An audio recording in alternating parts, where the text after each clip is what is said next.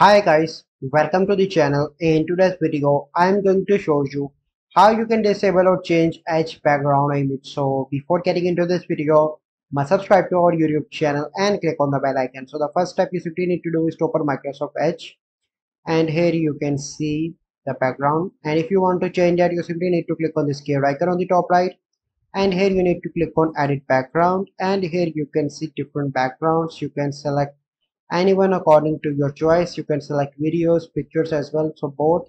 So I'm going to select this picture for example. Okay, and after that you need to apply.